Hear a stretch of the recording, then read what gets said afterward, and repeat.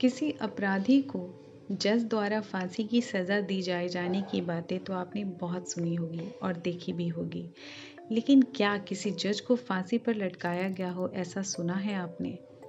जी हाँ, यह बात पुरानी है लेकिन है हकीकत। आज से 45 साल पहले यानी सन 1976 में एक जज को फांसी पर लटकाया गया था और इसकी वजह बेहद खौफनाक है, जिसे जानकर आपके रोंगटे खड़े हो जाएंगे। दरअसल हम बात कर रहे हैं उपेंद्र नाथ राजखोवा की।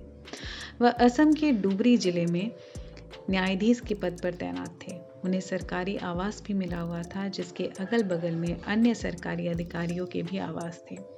मामला 1970 का है। फरवरी 1970 में उपेंद्र नाथ राजखोवा सेवानिवृत्त हो गए थे।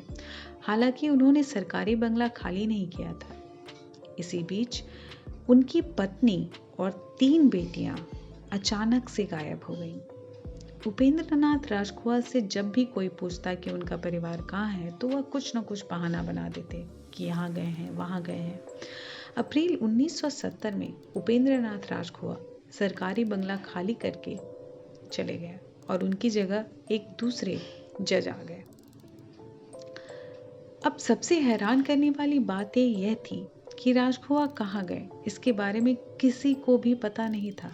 चूंकि राजखोवा के साले यानी उनके पत्नी के भाई पुलिस में थे, उन्हें कहीं से पता चला कि राजखोवा सिलीगुड़ी के एक होटल में कई दिनों से ठहरे हुए हैं।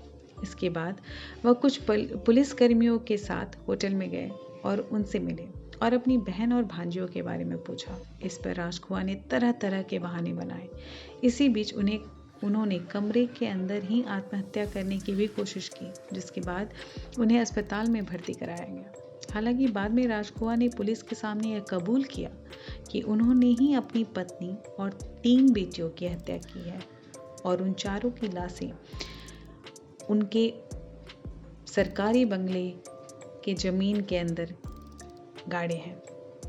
इसके बाद उन्हें गिरफ्तार कर लिया गया। लगभग 1 साल तक केस चला और निचली अदालत ने उपेंद्र नाथ राजखोवा को फांसी की सजा सुनाई। इसके बाद उपेंद्र नाथ राजखोवा ने फांसी की सजा के खिलाफ हाई कोर्ट में अपील की, लेकिन हाई कोर्ट ने भी निचली अदालत के फैसले को बरकरार रखा।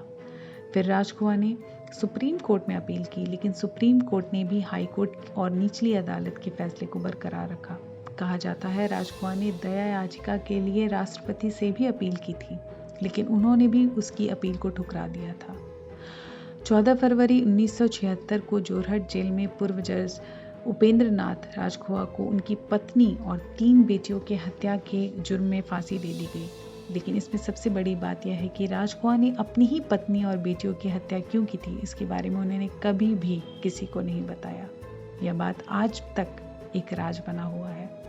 यदि आप में से किसी को भी इस बारे में, इस परिवार के बारे में कुछ मालूम हो, तो कृपया करके कमेंट सेक्शन में ज़रूर लिखिएगा।